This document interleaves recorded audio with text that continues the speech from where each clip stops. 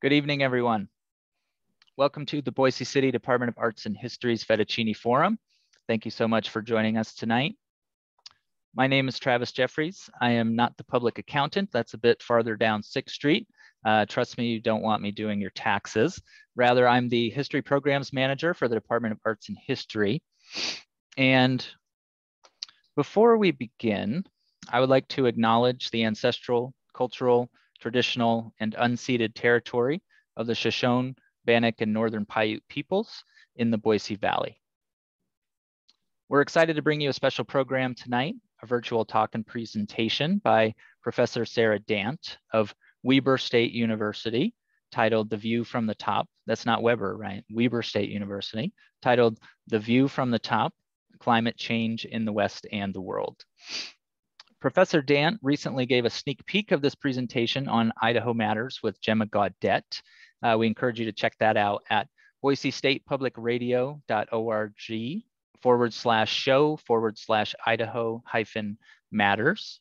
And scroll down until you see the interview titled How One Woman Used Porcupine Caribou to Explain Climate Change in the West, or until you see a photo of a woman going like this, right? I really love that photograph. So before I introduce Professor Dant, I'd like to go over just a few housekeeping items. First, I'd like to gently remind everyone that tonight's program is being recorded, and we'll make sure that recording is available in the next few weeks for your continued viewing pleasure. And of course, we encourage you to share that with your friends as well. Perhaps most importantly, it's called the Fettuccine Forum for a reason, right? We see this as a dialogue, and we encourage audience participation. So please send your questions throughout the program using the Q&A feature, which is located at the bottom of your screen. We'll probably hold off on answering a lot of the questions until the end of the presentation, but you don't have to wait until the end to pose them. As soon as you have one, feel free to drop it in that using the Q&A feature, and we'll do our very best to get to as many of your questions as we can during the Q&A portion at the end. Auto-generated captions are available for tonight's program, and you can view those by clicking on the live transcript button at the bottom of your screen and then selecting show subtitles. So again, you have to actually go down and click live transcript and then select show subtitles. Our ASL or American Sign Language interpreter this evening is Lavona Andrew. Thank you so much, Lavona, for joining us tonight and providing this important service. We really appreciate it.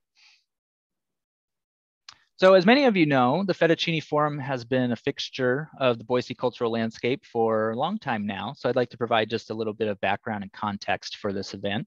The forum has a fun name, which recalls the origins of this event. It dates back to 1989 when Boise State University's College of Social Science and Public Affairs began a lunchtime lecture series at Noodles, which was a popular Italian restaurant at the time. And Sarah had that question when we met preliminarily prior to this. She said, why fettuccine, right? And so here's the answer to that question, but it's asked a lot. Pat Beater, former Mayor David Beater's father, was one of the early founders, along with his friend Pug Ostling. In 2003, the forum was relaunched by former Mayor Beater with support from the Department of History at Boise State University as a First Thursday event, a popular event here in the city of Boise, produced by the Office of the City Historian. In 2008, the newly formed Department of Arts and History took over the role. The Fettuccine Forum remains a lively and informal gathering, which invites the public to interact with politicians, artists, historians, activists, advocates, and professionals in an effort to promote good citizenship and responsible growth through education. The forum is possible with support from the Office of the Mayor, Boise State Public Radio, the Department of History at Boise State University, and all of you.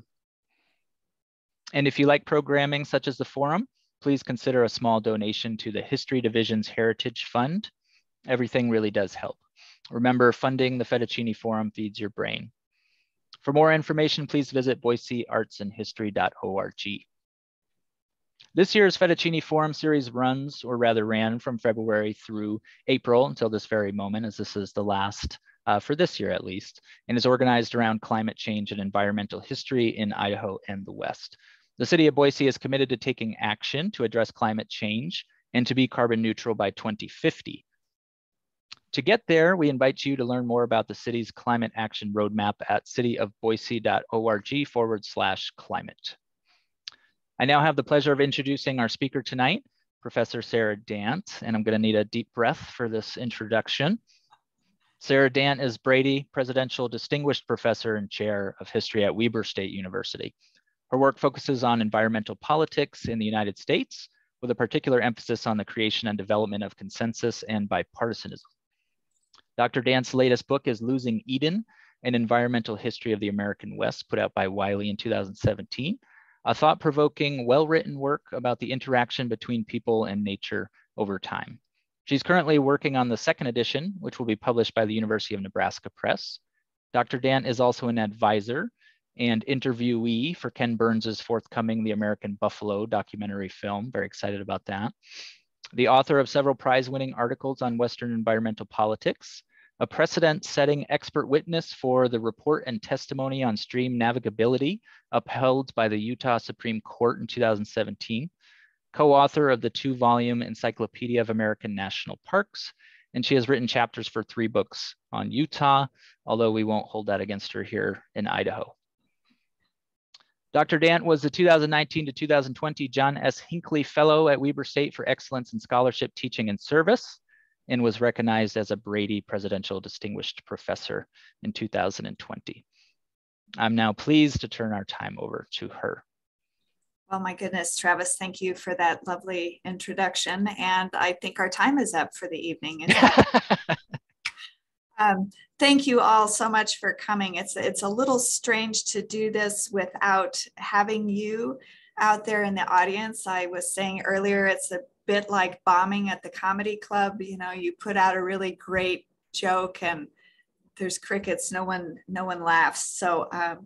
So please laugh really, really loud if I say something funny and humorous. But I thank you for joining me this evening. This is a topic very near and dear to my heart. And I thought we should just start here on the solstice in July of 2019. And it's a day. In fact, my whole 12-day trip is going to be a single day.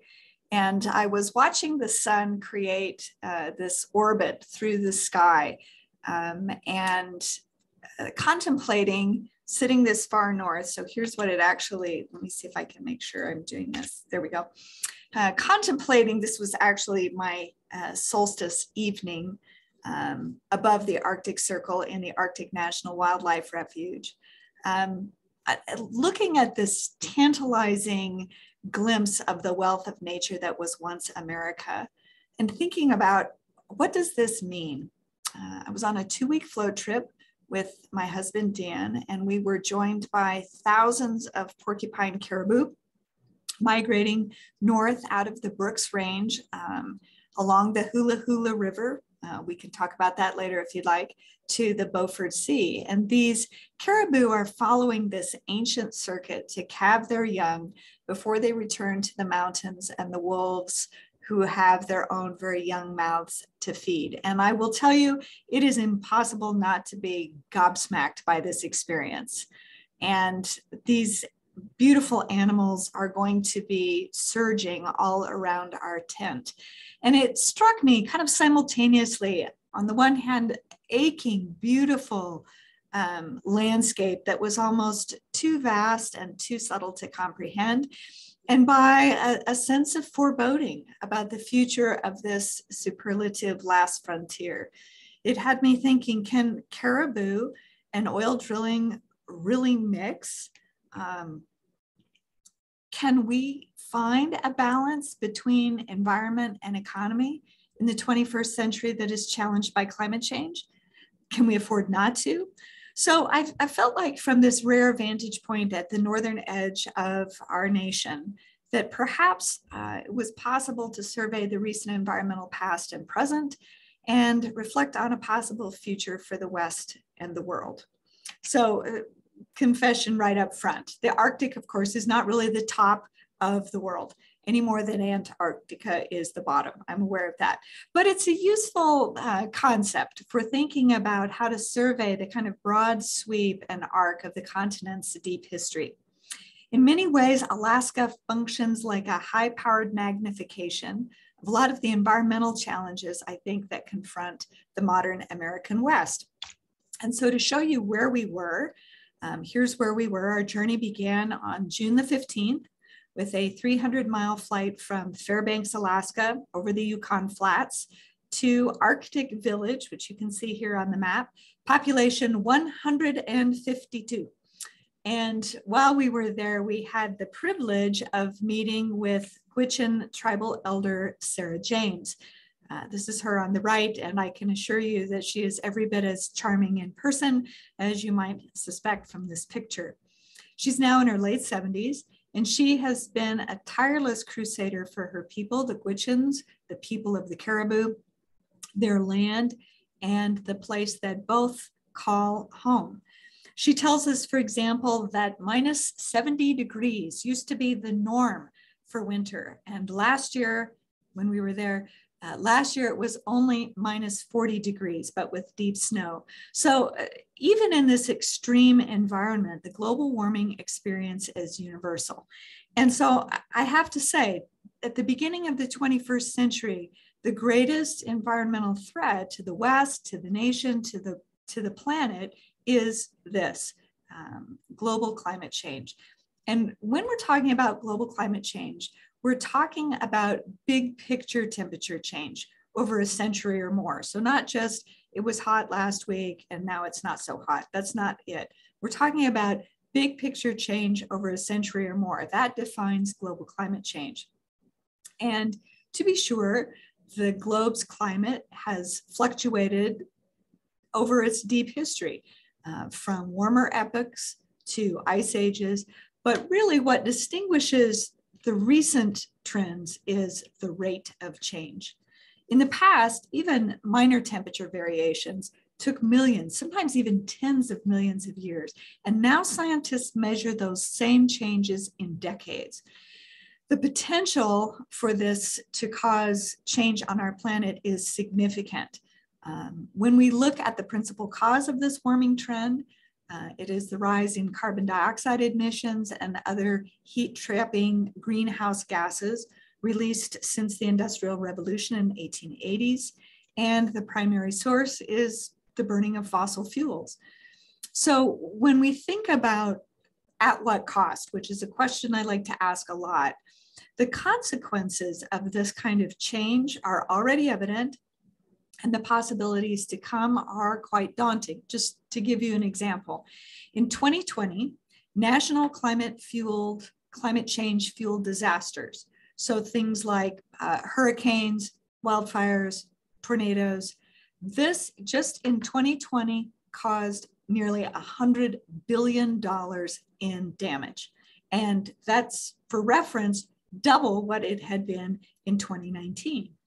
And because the American West is really at the vanguard of these environmental shifts, the need to develop a long-term sustainable relationship between people and nature in this region has become urgent.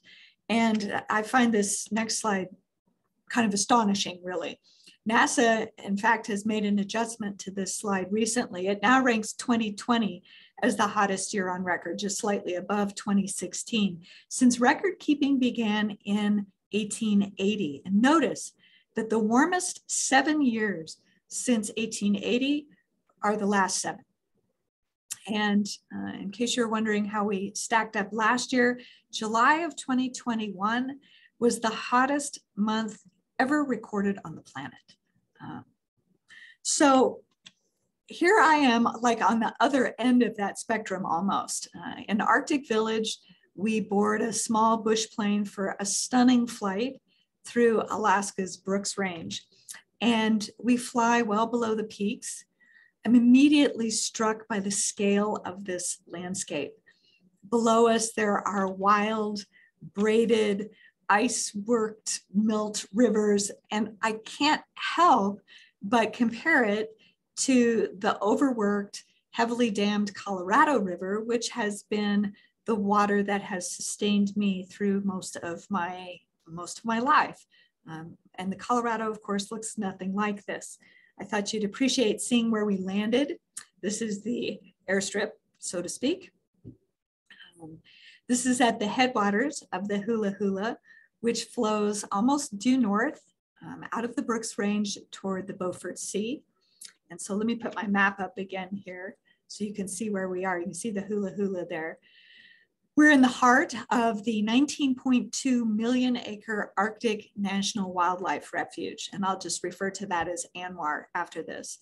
It is the largest wildlife refuge in the country. It was set aside in 1980. Within this are another 8 million acres of designated wilderness, and it sits atop an estimated 11 billion barrels of oil. On this stunningly clear day, we are 10 people alone in this vast landscape along a thin sliver of water.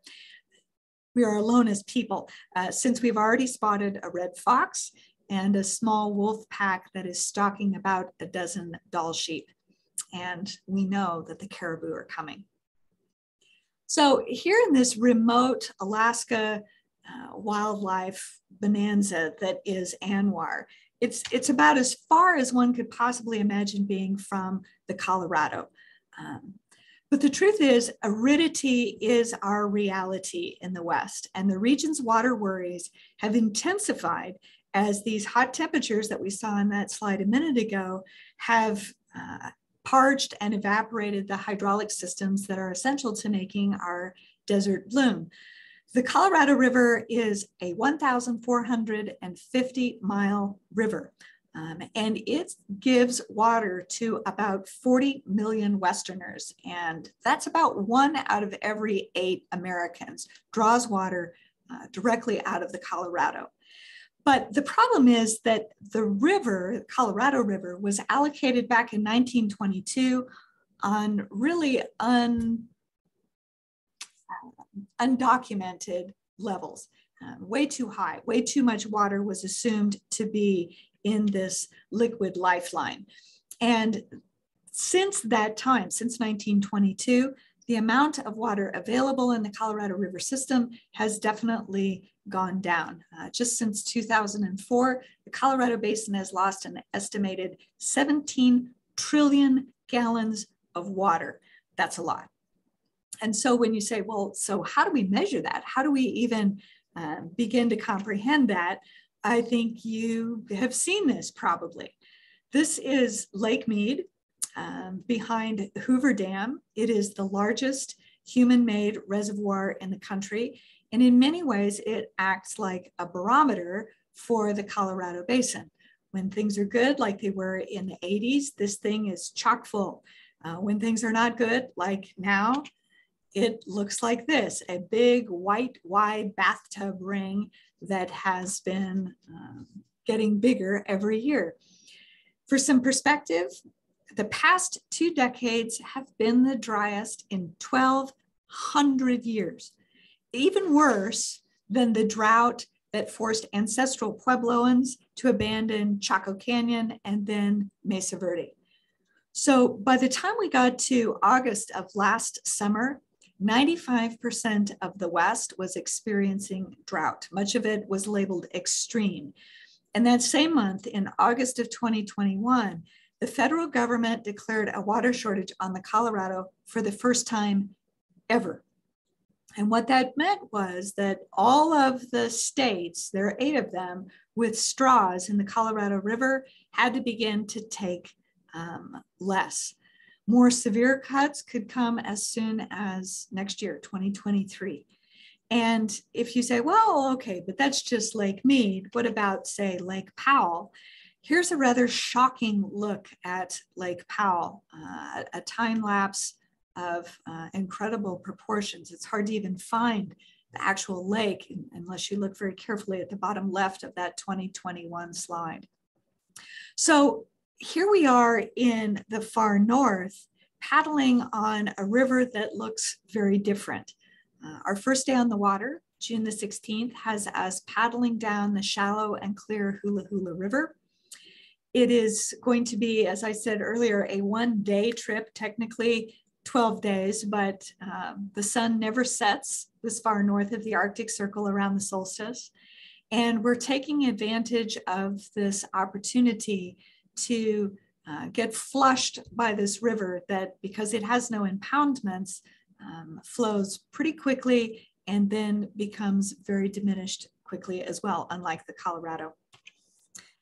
And for those of us living in our West, climate change is going to accelerate all aspects of our water woes. We're anticipating that the flows of the Colorado River will diminish by at least 35% by the end of this century. And we're already seeing the consequences. Last year, if you lived in California, it was grim.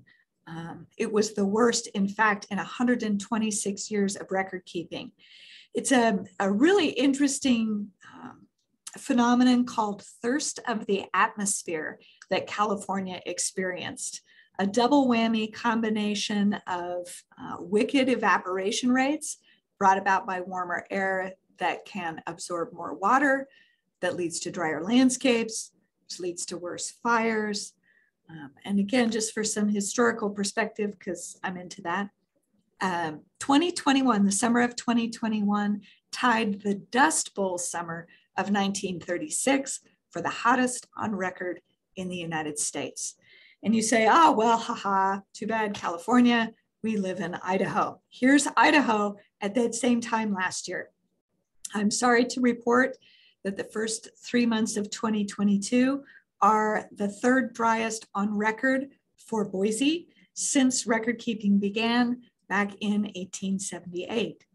And as you know, the state's snowpack is rapidly disappearing. And this grim water news follows last year's record-breaking conditions. So this reflected 2/3 of the state being in extreme or exceptional drought. Idaho tore through its emergency water reserves and in last year, and now we're facing yet another dry 22. And I will say more dams and reservoirs are not the answer. If the West is going to weather a new era of aridity aggravated by climate change, we're going to have to embrace a far more sustainable relationship with our natural environment. Back up north in the Hula Hula River, here's where we are. We're making a fine camp on the banks. We call this our Caribou Camp. And the reason is, if I'll zoom in here on the mud flats, and this is what's all around where we set up our tent. And it's not just the tracks, but at some point in the night, I'm using that term lightly because there's no such thing as night, but I am awakened, nevertheless, by this sense that there is a life force surging all around our tent.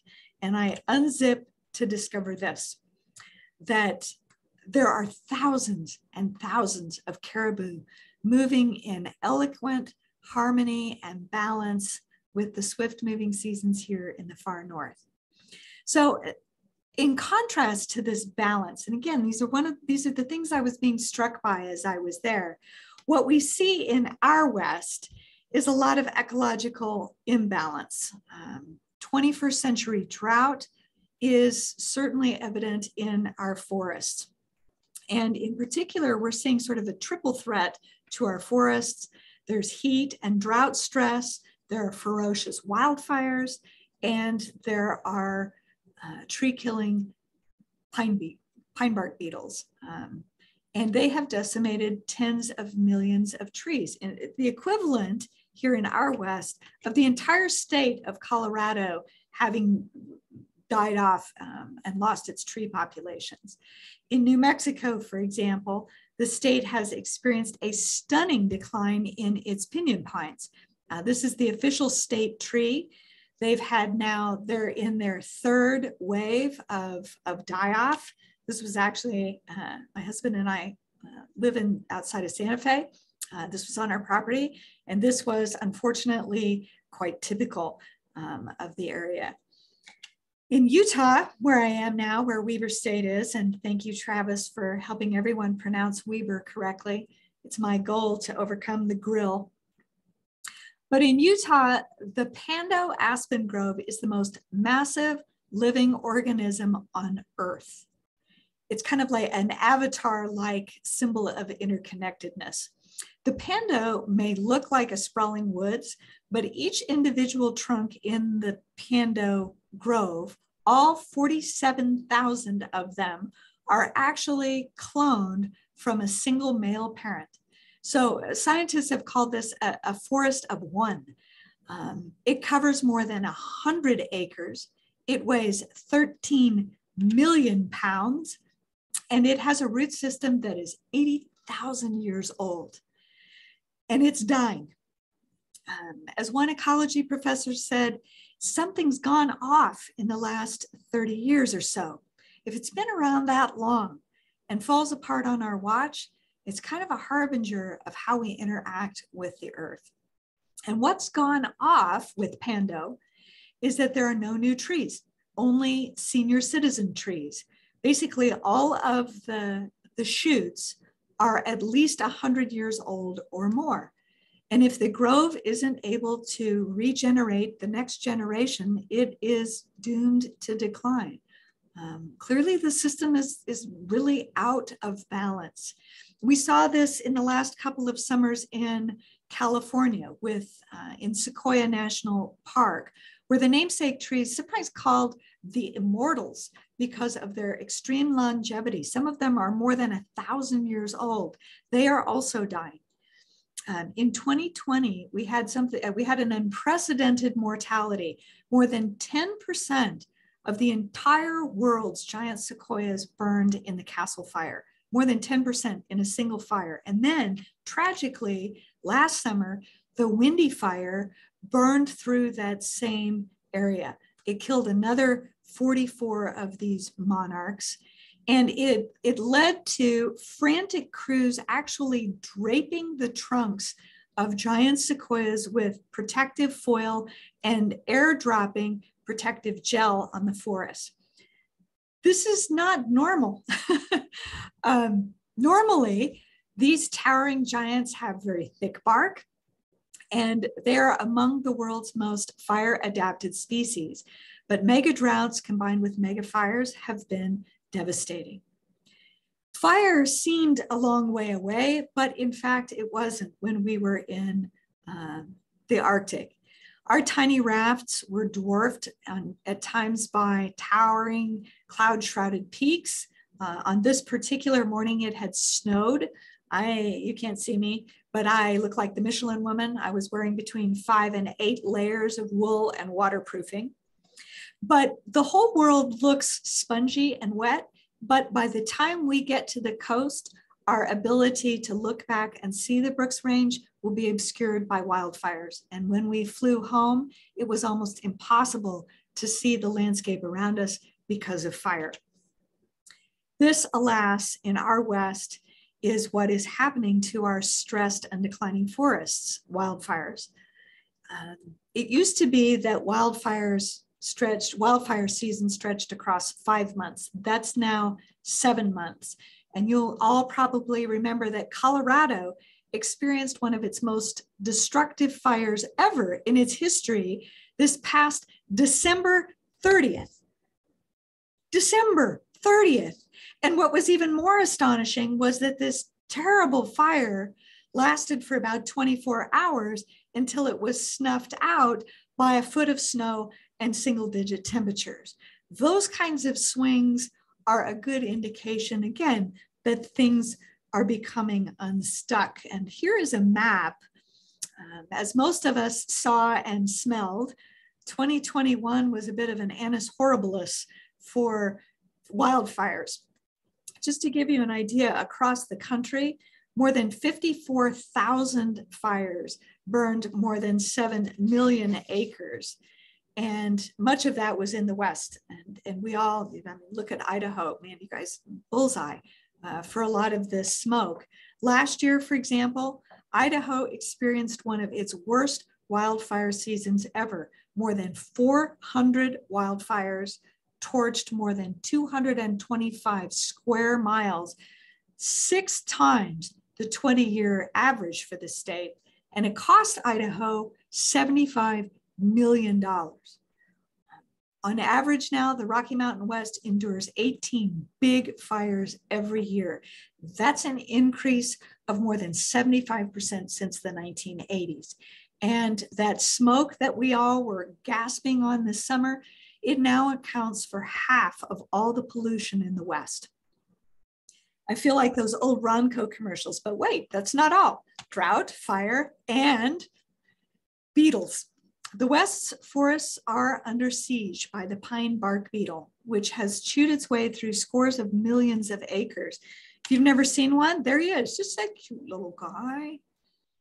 These are highly specialized members of the weevil family, and they're actually native to the West. They co-evolved with our forests as an essential player in overall forest health. They cull the weak and diseased trees, and their job is supposed to be to ensure the survival of the fittest pines. But what makes their outbreak remarkable, again, is the scale.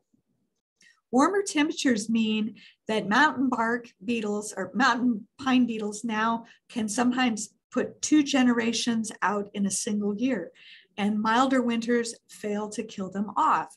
And so at this level, this density, they're no longer forest product recyclers. They have become prime timber predators. And they take out even healthy trees now at this scale. So again, trying to gain some perspective from the far north. I'm up here in the foothills of the Brooks Range. Notice no trees. And we've been moving with the caribou. And also, by the way, the wolves that are tracking them. And yet there is an unmistakable urgency to the movement of the caribou. It goes beyond the need to put some distance between them and the wolves. Climate change is unleashing a cascade of changes even here in the far north. It's getting wetter, it's getting warmer, it's getting greener, it's less icy. And the question is, can the caribou keep up? I think that's a legitimate question because it's a question we're seeing all species wrestling with. All species are going to have to adapt to climate change, and range shifts for plants and animals is nothing new. Again, what we're talking about here is the rate of change. Biodiversity is deteriorating, and you don't need to go to the far north or some exotic location to see that. We are in the midst of a mass extinction, the 6th in our planet's history and the first that is human caused. As one UN report noticed, the global rate of species extinction is at least tens of hundreds of times higher than it has been on average over the past 10 million years. Now, I'm not going to be all doom and gloom today, I promise, so don't shut me off yet. But one bright spot that has been identified is something called traditional ecological knowledge, TEK.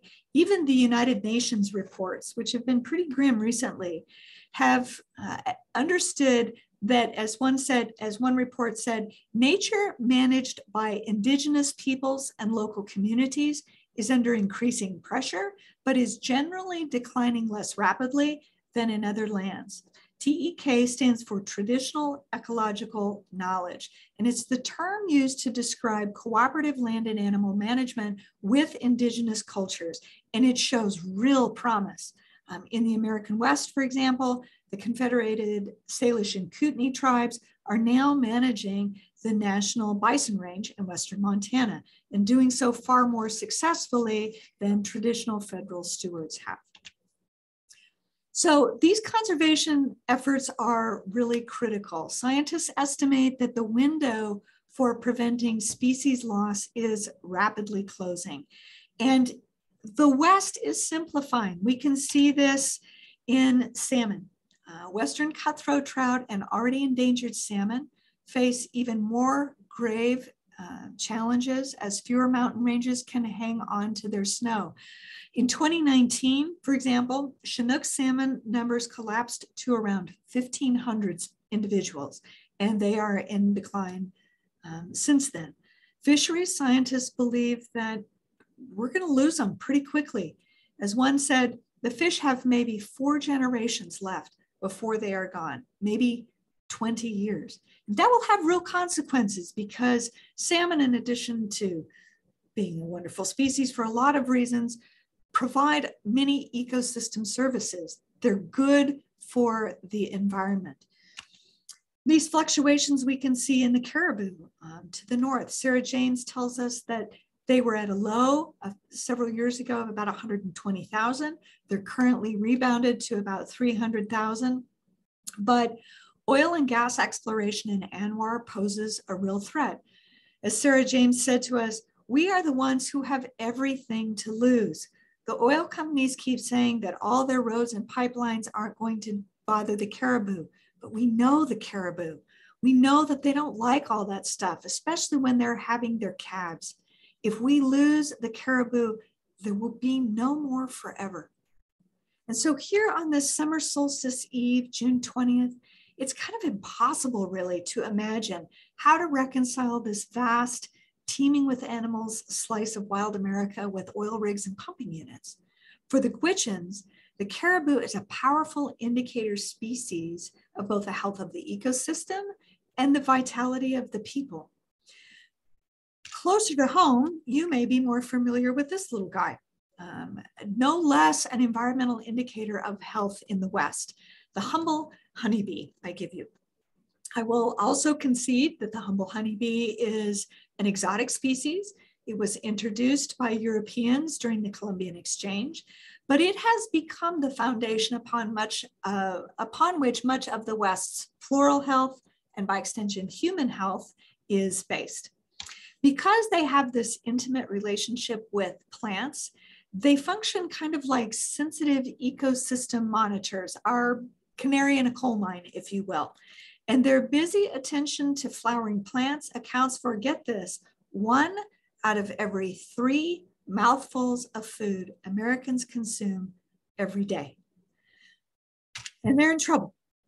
Since 2006, these essential insects have been experiencing huge decline, what scientists have called colony collapse disorder. I keep bees, and if you ask me questions afterward about bees, I'll talk for another 3 hours, I promise. But I've had this happen in my own hives. Everything looks good, everything is fine, and then the bees are simply gone. And we're talking about losses on the order of 1/3 of all honeybee colonies nationwide every year, 1/3. Scientists are stumped. Parasitic mites, pathogenous fungi, pesticides, they're all culprits, but there's no definitive answer. Probably it is a combination, a perfect storm, if you will, of all of these. But the reality is, if you're a beekeeper, you are frustrated. And in many ways, the plight of the humble honeybee may be symptomatic of our own environmental fate. In addition to the honeybee, native bees, such as this one pictured here, this is the American bumblebee. It was once the most common bee species in North America. It is also suffering. It has completely disappeared from 8 states. Half of those states are in the West, and one of those states is Idaho. Overall, the population of native bumblebees in America has declined by 90% in the 21st century. And that matters because bumblebees are twice as effective at pollination as honeybees are, especially of plants that are native to the Americas. So these native pollinators are really critical to species health in the West. This is where we are on the solstice. And we're in sight of the Arctic Ocean and we are passing through the ice. I will tell you, as a native Arizonan, this was really weird. And yet it's also very clear that this is a powerful life force in this part of the world. And it's a really good reminder as we watch it melting rapidly every day that things are becoming unstuck. The truth is, what happens in the Arctic doesn't stay in the Arctic. And so we humans have come up with a really kind of ingenious ecological footprint calculator. It's called Earth Overshoot Day. And it utilizes a year-long calendar to identify the date on which our consumption of ecological services and resources overshoots the planet's capacity to regenerate. So in other words, ideally, Earth Overshoot Day ought to happen on the last day of the year, and then we would be sustainable. Here's where we were last year, July 29th. In other words, it would take 1.7 Earths to make us sustainable consumers. Clearly, that's not an option. And if we look at National Overshoot Day, it's far worse. So this is a chart of the various countries of the world and when they overshoot their capacity. And I'm sorry to say, if you are looking for us on the left side, you're not going to find us. You can find us on the right side. They're at March 14th. In other words, if everyone lived like we live in the United States and consumed like we consume in the United States, it would require 5 Earths. And last time I checked, we just have 1. So how do we do this? The scale of the landscape in ANWR is astonishing. And one of the things I'm struck by is the fact that there's no human impact visible here. No power poles, no fences, no cows, no pumping units, just us, our tents, 10 people, 2 boats. And I'm really proud of this. But how long can this last? The answer is we have to start talking about sustainability. In late 2021, the globe's leaders met at something called the United Nations Climate Change Conference, or COP26. And participants agreed to do a number of things. More than 80 countries signed a global methane pledge to end methane emissions. More than 100 countries agreed to end deforestation by 2030.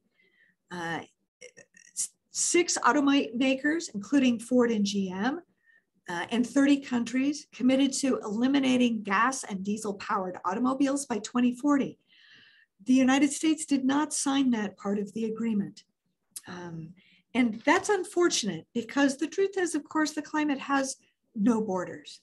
At the end of the summit, 46 countries pledged to phase out coal. Once again, the United States declined. If we're truly committed to moving Earth Overshoot Day, and that's really not an option, then this has to change. I'm struck by these changes as we contemplate our portage. We had to actually change rivers to align with our pickup spot in the Beaufort Sea. And as you can see, our great weather has deteriorated. It's now blowing, howling wind, and my tent is reminding me that I am very vulnerable. So as we move forward in the 21st century and confront the effects of our long-term exploitation of the planet, Western aridity, particularly in the context of climate change, will force our confrontation with the myth of inexhaustibility. Someone recently asked the climate scientist Katharine Hayhoe if she believed in climate change. She said, no, I don't believe in climate change. Belief doesn't come into it. Scientific verification does.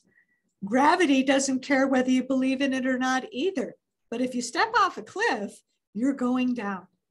She remains relentlessly optimistic, and she reminds us that this is not about saving the planet. This is about saving us.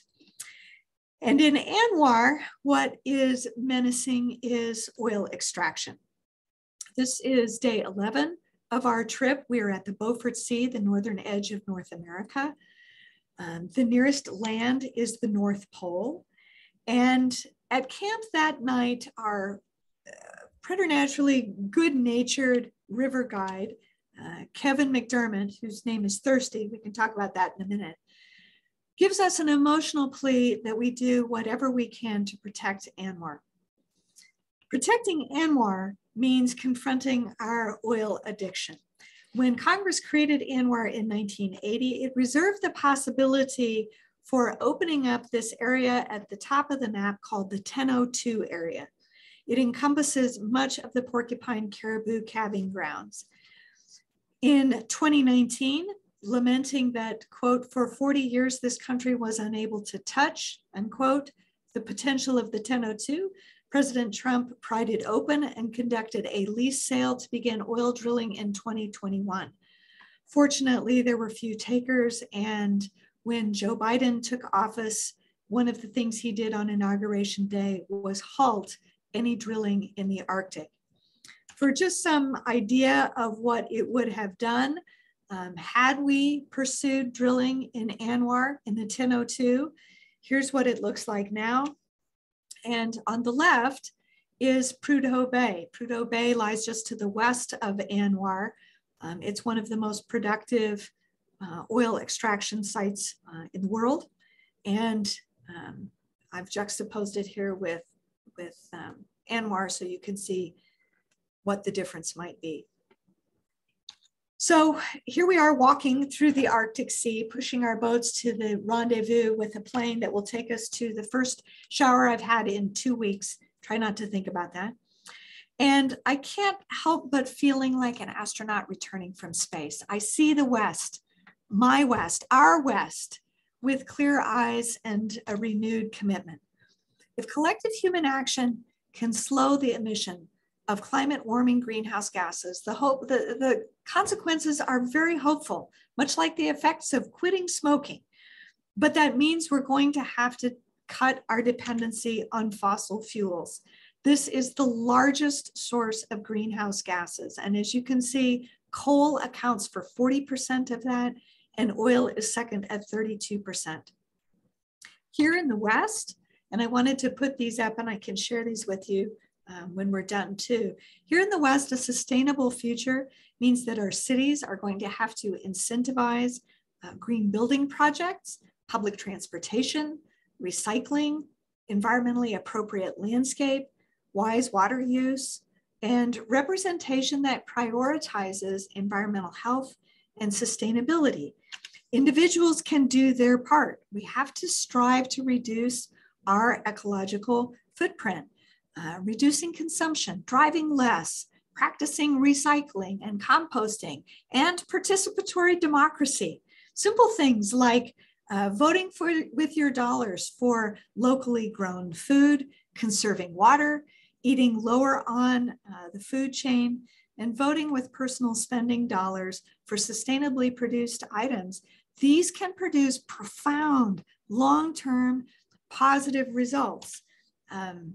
Westerners can protect the birds and the bees by xeriscaping, providing water in nesting boxes. This is in my backyard here in Ogden, Utah.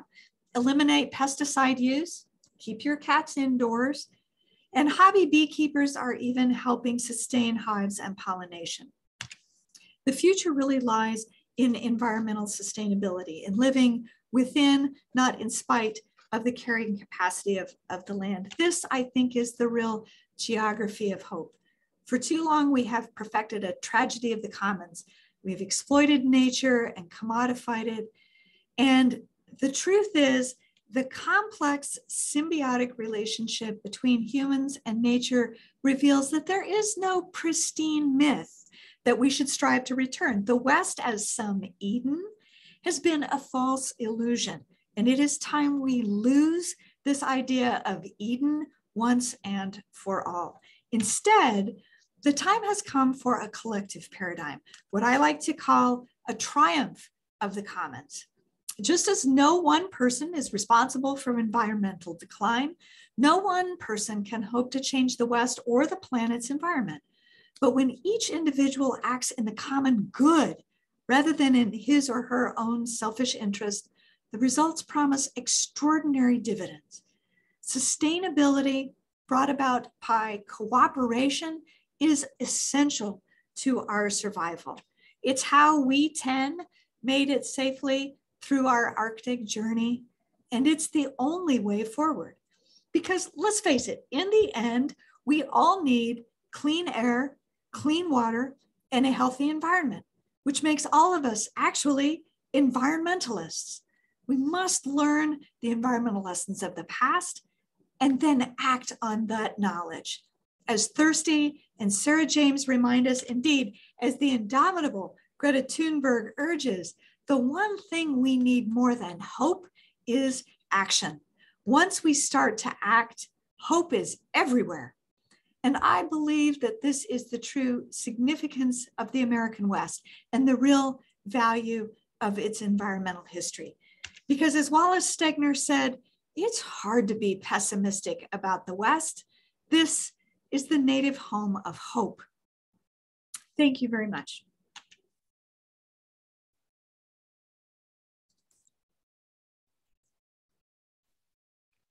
Absolutely fantastic. Thank you so much, Professor Dant. And we have a series of questions, but I would just first like to commend you, of course, for really kind of knocking this one out of the park, right? Because the Fettuccine Forum, the series theme for this year is climate change in Idaho and the West, causes, effects, and solutions. And I think that you touched on all of those. Causes, effects, certainly, right? A really sobering overview, and unfortunately, kind of a laundry list, right, of the negative effects of humans' exploitation of nature over time, right? But you also, which I really appreciate, end on a hopeful note, right? Which sort of inveterate Fettuccine Forum participants might remember back to February, right, when Jen Pierce also provided, you know, a really sort of sobering and also really difficult look at human effects on the Earth and human-caused climate change, but also provided some context, some cause for hope. And I really appreciated that about your presentation tonight as well, because I think that, you know, you ended on a perfect note in terms of, you know, action that's certainly collectively sustainable, right? But they really boil down to individual actions, right? That are, I think, manageable for a lot of people. The choice to drive a electric vehicle potentially, right? And as those become more affordable as the decades wear on, I think that will be an option that folks can take, right? But by eating down on the food chain, right? Like some of these bite-sized chunks in terms of managing our impact on the planet. So I really appreciate you sort of nailing the causes, effects, and sort of solutions of climate change. There's some questions. That's really important, you know, Yeah. because I think otherwise this can just be a bunch of doom and gloom and we should all go, you know, jump into the ocean and Sure. And that's not helpful. Yeah, absolutely. And I really do. I am optimistic. I really do believe that change is possible. Right. And so there's some questions in the Q&A, which I'd love to get to and love to hear your thoughts on. But one question of my own, if I may, right? So I had the great benefit of being able to read this forthcoming chapter in the second edition of Losing Eden, around which your presentation tonight is based. And what I really like about that and appreciate about it is the storytelling elements, right? So you do this thing where you have italicized paragraphs, which brings us back to your experience in the Arctic, north of the Arctic Circle in Alaska, right? And then you kind of unpack sort of the consequences of that, how that serves, how the Arctic can serve as a sort of barometer for climate change across the West and the world for that matter. But I really did appreciate those storytelling elements. So I think you have a great gift for storytelling, but also you're a historian, right? So I was wondering, like, how can things like history, right, and maybe even storytelling, right, help us to understand climate change, but also address climate change going forward? Well, I think that's just it. For a lot of people, climate change is this out there issue instead of a personal one. And we can put up charts and statistics and we can show that things are getting hotter and we can cite how much things cost. But until people feel the issue personally, they struggle to care about it. I really believe that people care about what they know. And when people find a story that is compelling to them, then it elicits care. When they care, then they're committed to making change. Sure. So to me, that's how we can combine the best parts of history, change over time. And if we can tell a good enough story one that people today can find relevant and meaningful, then that's where I think the compulsion to bring about real change can come from. Yeah, absolutely. I would agree. Well, again, I just really appreciate it. And I want to turn to a couple of questions that we have here, some good ones. So one gentleman writes in, everyone is looking to a technical solution to climate change, but while we wait for a solution, is adaptation more reasonable in the near term? Great question. And I think the answer is all of the above. Right. So conservation, adaptation is an essential strategy, because using less and using what we have more efficiently and more wisely can make a huge difference. Just in terms of, let's say, water in the West. Conserving water, using less water means there's more water ultimately to go around. But we have to be smart about that too. Adaptability. So I was talking with a colleague a couple of days ago, and he introduced me to this idea called virtual water. And it sounds woo-woo, but the idea is that water is sequestered in things like plants. And so here in Utah, for example, the #1 agricultural crop that we grow is alfalfa, #1. So we use a disproportionate amount of our very scarce water. Utah is the second driest state in the union, to grow alfalfa, which we then export out of the state. So literally, we're exporting water out of our already too dry state. Wow, great point. That's the kind of thing that adaptability can really help change. But it takes sort of opening people's eyes to some of those basic concerns. But then there's a technology to it too. And we're seeing some really exciting things in this chapter, and also in the epilogue that I'm writing. I'm talking about new carbon sequestering innovations that are coming about that we're going to have to probably utilize in conjunction with adaptability. Talking about things like carbon dividends, paying people to do things like to drive an electric car. Although you got to make sure that when you plug in your car, you're not plugging into a coal burning furnace, electrical source. But all of those things are about, I think, education. And again, people care about what they know. So the more they know, the better choices they can make. Yeah, absolutely. So there's some additional questions, and this one might be a little bit more straightforward, and maybe that's good because we're running up against the clock here. But one woman writes in, do overshoot calculations leave any resources for any other species?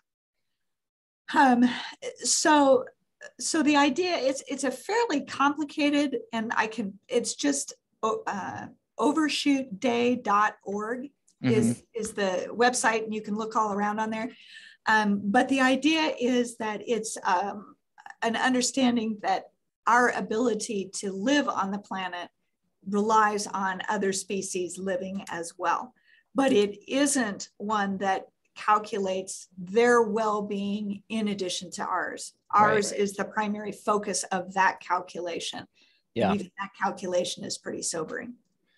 Yeah, and actually very conservative when you keep in mind sort of the crux of this individual's question, right? As if we're also taking that into account, which we should be, right? Because our lives depend, not only to be good environmental stewards, but because our lives depend on other animals, right? And the biota of the earth, right? If we're not taking that into account, if we were to take into account everything that it took, right?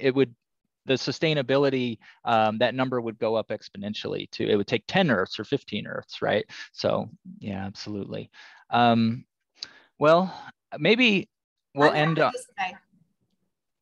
Okay, yeah, so we have some additional questions. There's a wonderful comment here. What a wonderful talk. Thank you so much. Your presentation is amazing, and hopefully individual decisions can be the key to turning it around. And I think that's really it, right? And it goes back to your point about sort of flipping the tragedy of the commons on its head, right? And really sort of gravitating more towards an abundance of the commons, right? And I think that boils down to individual decision making. It boils down to education, right? So the folks in your classes, the folks in attendance here tonight, right? I think education is such a powerful tool to kind of turn the narrative around, right? And to potentially reach a tipping point where we actually have sort of a abundance, right, of individuals willing to tackle climate change, right? A majority rather than a sort of silent minority, right? Let's see.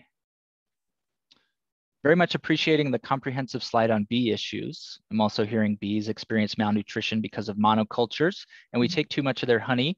The documentary Honeyland shows us that the thoughtful beekeeper repeatedly saying, half for me, half for them. So I think that that's getting at the sustainability, that the theme that's sort of wending its way through the second half of your presentation there, right? And I think that is really the key, right? It's a sustainable future and a sustainable way to engage with environment and the world and its resources. And I think that you provided us quite the roadmap, right? And a lot of homework. There's a lot of actions in your plan, right? But I think, as I mentioned earlier, that a lot of it is very manageable, right? And it comes down to individual decisions, so. Okay. Well, that's it for audience questions. So I think we've taken up enough of people's time. We don't want to keep people too long. I want to thank you so much, Professor Dant. It was really a pleasure. Thank you so much for participating in the Fettuccine Forum. Thank you all for joining us this evening. And this is the last, unfortunately, all good things must come to an end. So this is the last installment of the Fettuccine Forum for 2022. But please join us next year, 2023, for another installment of the Fettuccine Forum, a new series, and we'll be back and better than ever. Check us out in the meantime at Arts and History at cityofboise.org. Thank you so much, Lavona. Thank you, Professor Dant, and thank you all for joining us. Have a good evening. Thank you. Bye-bye.